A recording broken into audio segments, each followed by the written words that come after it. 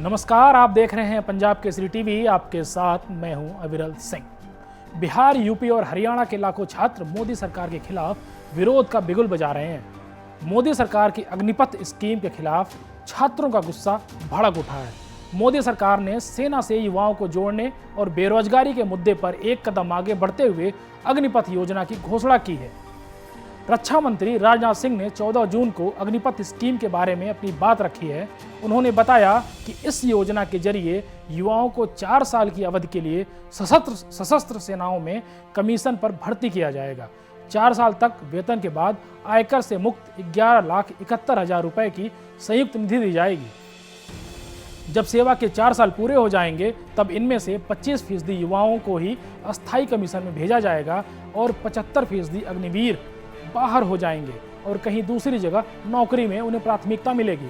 इस रिपोर्ट के माध्यम से आपको अग्निपथ योजना के बारे में एक एक जानकारी हम आपको देंगे। जैसे ही रक्षा मंत्री राजनाथ सिंह ने 14 जून को अग्निपथ योजना की घोषणा की, हर तरफ इस योजना को लेकर विरोध के सुर उठने लगे। पिछले 2 सालों से सेना में भर्ती नहीं हुई है। सेना में 1.25 लाख से ज्यादा पद खाली हैं। केवल 46,000 पदों पर ही बहाली हो रही है। लेकिन सरकार ने जो अग्निपथ योजना लॉन्च की है उसको लेकर आपके मन में तमाम सवाल होंगे। एक एक करके आपके उन सारे सवालों का जवाब मिलेगा कि क्या है अग्निपथ योजना। तो पहला सवाल आपके मन में ये होगा कि अग्निपथ योजना आखिर है क्या। अग्निपथ योजना आर्म्ड फोर्सेस के लिए एक अखिल भारतीय शॉर्ट टर्म सेवा युवा भर्ती स्कीम है। इसमें अग्निवीर के रूप में भर्ती किए जाने वाले जवानों की तैनाती रेगिस्तान, पहाड़, भूमि, समुद्र या हवा में की जाएगी। सवाल नंबर 2 आपके मन में होगा कि इसके तहत कौन आवेदन कर सकता है। आपको बता दें, अग्निपथ योजना के लिए पात्र होने वालों की आयु सीमा 17.5 साल से 21 साल है। 10वीं और 12वीं पास कर चुके युवा इसके लिए अप्लाई कर सकते हैं। साथ ही जो अग्निवीर 10वीं पास कर इस योजना में शामिल होता है और 4 साल की नौकरी पूरी कर लेता है तो उसे 12वीं के समकक्ष माना जाएगा और इसका सर्टिफिकेट भी दिया जाएगा। तीसरा सवाल जो आपके मन में होगा कि वो होगा कि कितने समय तक अग्निपथ योजना के तहत काम करना होगा। तो उसका जवाब है, अग्निपथ योजना के तहत सेना में शामिल होने वाले जवान को 4 साल तक सेवा देनी होगी। 4 सालों में से 6 महीने सैनिकों को बेसिक ट्रेनिंग दी जाएगी। उसके बाद उन्हें तैनाती मिलेगी। युवाओं के ट्रेनिंग पीरियड समेत कुल 4 वर्षों के लिए आर्म सर्विसेज में सेवा का मौका मिलेगा। भर्ती सेना के तय नियमानुसार ही होगी। वहीं महिलाओं को इस योजना का लाभ अभी नहीं मिलेगा, लेकिन भविष्य में महिलाओं को भी इस योजना से जोड़ने की बात कही गई है। चौथा सवाल होगा कि अग्निवीरों को कितना वेतन मिलेगा। ज्वाइनिंग के पहले साल में कैंडिडेट्स को इन हैंड 21,000 सैलरी मिलेगी। 9,000 रुपए हर महीने अग्निवीर कार फंड के लिए काट लिए जाएंगे। साथ ही हर महीने सरकार की तरफ से इस फंड में 9,000 रुपए का योगदान किया जाएगा। ज्वाइनिंग के दूसरे साल में कैंडिडेट्स को इन हैंड 23,100 रुपए सैलरी मिलेगी। 9,900 रुपए हर महीने अग्निवीर कार फंड के लिए काट लिए जाएंगे। साथ ही हर महीने सरकार की तरफ से इस फंड में 9,900 रुपए का योगदान किया जाएगा। ज्वाइनिंग के तीसरे साल में कैडेट्स को इन हैंड 25,580 रुपए सैलरी मिलेगी। 10,950 रुपए हर महीने अग्निवीर कार फंड में काट लिए जाएंगे। साथ ही हर महीने सरकार की तरफ से इस फंड में 10,950 रुपए का योगदान किया जाएगा। ज्वाइनिंग के चौथे साल में कैडेट्स को इन हैंड 28,000 रुपए सैलरी मिलेगी। 12,000 रुपए हर महीने अग्निवीर कार फंड के लिए काट लिए जाएंगे। साथ ही हर महीने सरकार की तरफ से इस फंड में 12,000 रुपए का योगदान किया जाएगा। इसके अलावा तीनों सेनाओं के अस्थायी सैनिकों की तरह अवार्ड, मेडल भत्ता भी मिलेगा। वहीं सरकार 44 लाख रुपए का बीमा भी कराएगी। रिटायर होने पर 11,71,000 की करमुक्त सेवा निधि का पैकेज भी सरकार देगी। 5वां सवाल आपके मन में जो होगा कि क्या अग्निवीर 4 साल पूरा होने के बाद सेना में अस्थायी हो सकते हैं। उसका जवाब है, 4 साल का कार्यकाल पूरा होने के बाद अग्निवीर सेना में अस्थायी नौकरी के लिए आवेदन कर सकेंगे। 25% अग्निवीरों को अस्थायी कैडर में भर्ती किया जाएगा। बाकी के 75% अग्निवीरों को सेना से हटा दिया जाएगा।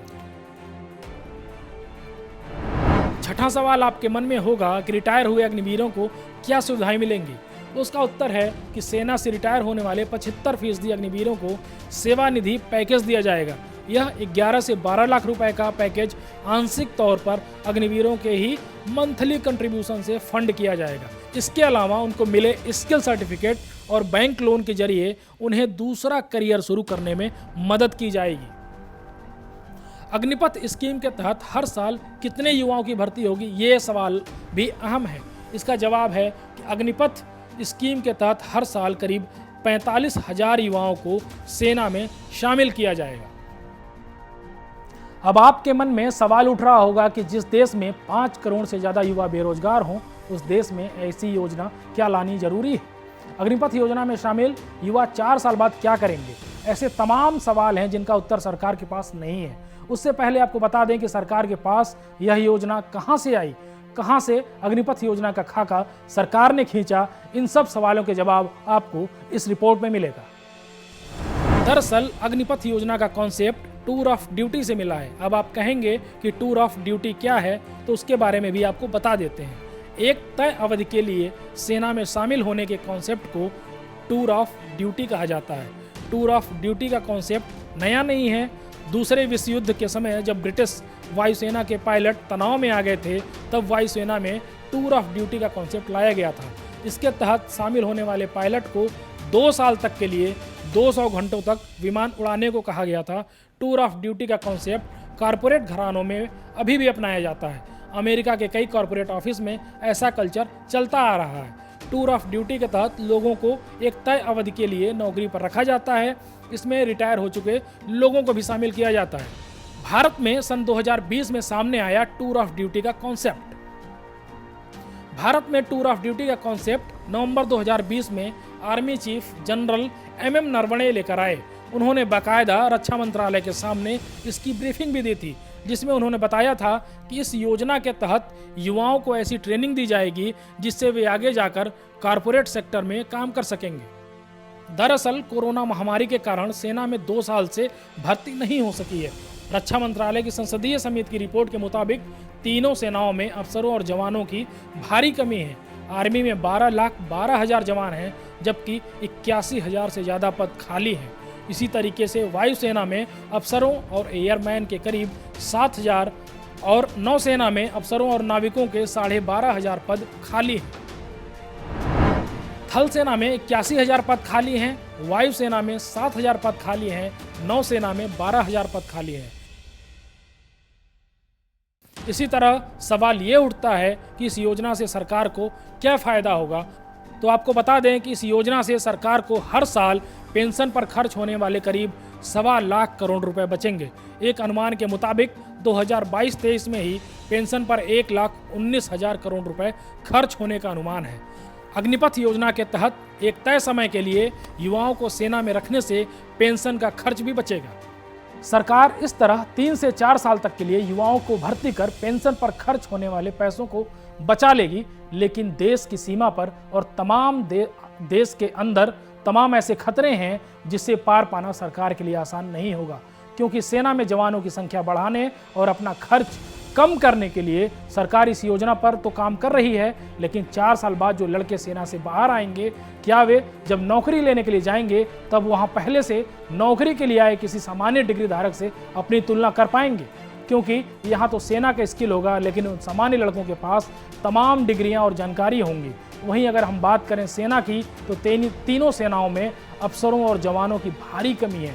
यह रिपोर्ट लोकसभा में पेश की गई थी। इस रिपोर्ट में तीनों सेनाओं में जवानों और अफसरों की कमी की बात सामने लाई गई थी।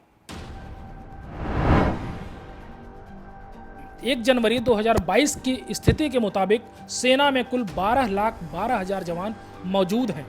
अभी भी 81,000 जवानों की कमी है, यानी कि जितनी ज़रूरत है उस हिसाब से जवानों की संख्या 6.7% कम है।